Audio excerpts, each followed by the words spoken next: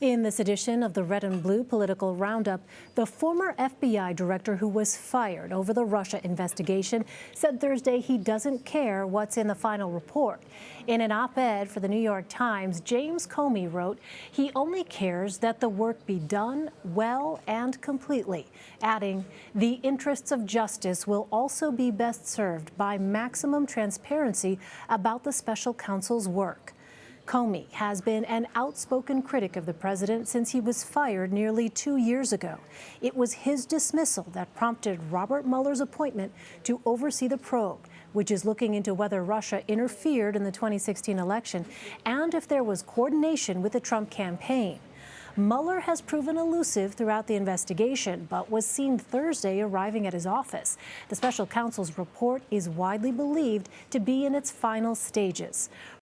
Let's bring in Ayesha Rascoe. She's a White House correspondent for NPR, and she joins me now from Washington. Ayesha, thanks so much for being with us.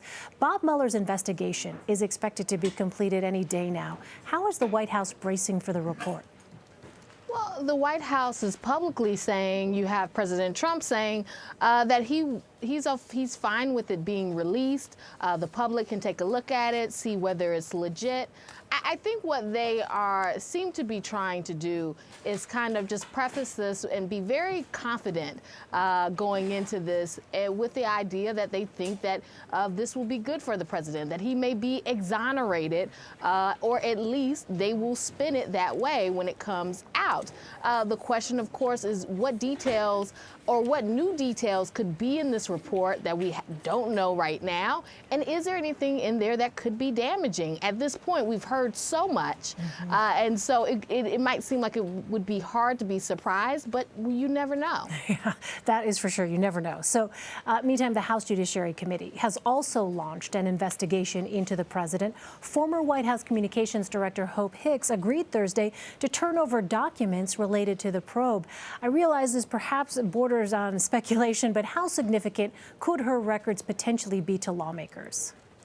It could be very significant. Obviously, Hope Hicks was there kind of from the very beginning. She was, there during the campaign, and she was kind of, President Trump's and candidate Trump's right-hand woman for a long time. I mean, she was right by his side through kind of some of the biggest moments of the Trump presidency and the Trump campaign.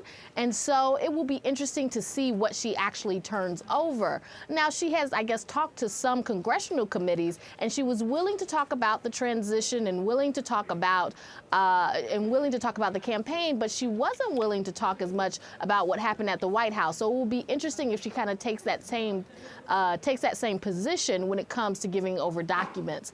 Is she going to try to withhold certain things? Right. Well, switching gears, a group of House Republicans will meet with the president next week to discuss the trade deal replacing NAFTA. How is President Trump's personal involvement here signaling a shift from previous negotiations? Well, he's definitely taking this on as his own. It will help him with Republicans, right? He needs to get them on board and make sure that everybody's on the same page when it comes to this. But he's going to have to win over Democrats, and that's the real question in the House. Is he going to be able to make the changes when it comes to winning over Nancy Pelosi? That's really who he's going to have to kind of advocate to. And that right now, that's not really clear, because Democrats have raised concerns about this new deal. Let's talk about 2020. Joe Biden has not officially announced his 2020 candidacy, but the former vice president is reportedly already considering Stacey Abrams as a running mate. What do we actually know so far, Ayesha? We're hearing these kind of rumblings, but one person we haven't heard from is Stacey Abrams, right, and she would right. have She'd be the person to know. Yes, she'd be the person to know. There are questions about whether she's been completely vetted and things of that nature. I also think that it's interesting that he would look at Stacey Abrams for this position. Obviously, he would want to show diversity. She's a black woman, but Stacey Abrams is also a very strong candidate in her own right. If you're Joe Biden, you would have to be worried about kind of being overshadowed by your VP. That's the one thing you never want your VP to do, is to overshadow you. Right. Well, finally, Congresswoman Alexandria Ocasio-Cortez was on the cover of Time this week. How are progressive ideals she's been championing, like the Green New Deal or Medicare for All, factoring into this 2020 debate?